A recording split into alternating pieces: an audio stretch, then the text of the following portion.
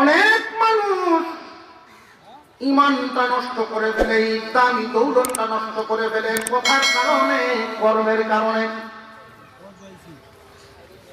ইমান এমন এক দামি দৌলতের নাম, ইমান নিয়ে যদি কেউ দুনিয়া ছাড়তে পারে 10টা দুনিয়ার সমান একটা জান্নাত আল্লাহ তাকে দান করবে। অথচ এত দামি এক দৌলত ইমান চোখেও দেখা যায় না, হাতেও ধরা যায় না।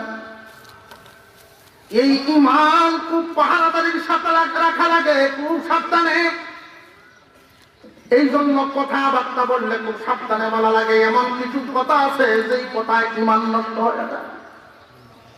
যেমন কেউ যদি আল্লাহরে গালি দেয়, ইমান থাকে না নষ্ট? আল্লাহকে অনেক সময় মানুষ বেখেয়ালেও গালি দিয়া বসে। এই রূপটা বেশিরভাগ মহিলা মা বোনদের মধ্যে, এই রূপটা বেশিরভাগ দেখি কে তালা আসলে রোজ উঠতে না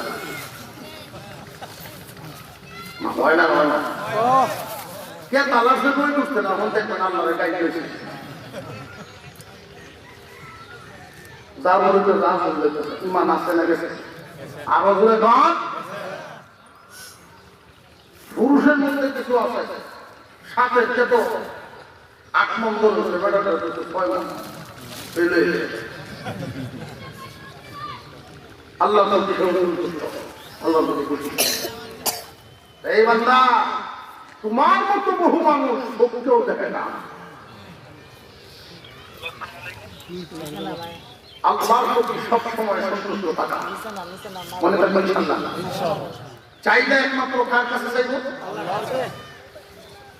আবু জেহেলও কিন্তু আল্লাহ মানত। হুজুর সাল্লাল্লাহু আলাইহি ওয়াসাল্লাম কে আবু জেহেলের কাছে চাচা, তুমি যে আল্লাহর তাওয়াত তো অসুখ করছো, নতুন আল্লাহ আনছো, বেটা বুঝাই গেছে লাগে গেছে সমালটা। আমরাও তো আল্লাহ মানি, আসমান জমিনের মালিক যে আল্লাহ, এটা তো আমরাও করি। তুমি কোন আল্লাহর তাওয়াত? চাচা আপনারা তো আল্লাহ কই দিকে, সাউনের সময় আল্লাহ চাইতে মূর্তির দেন বেশি চাই। 360 মূর্তি মক্কা ভিতরে রাখছিল।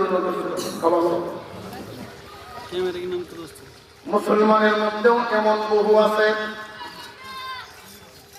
এই আবু জেহেল বাহিনী এখন যারা খুব ভালো করে হিসাবটা মিলায় নেবেন।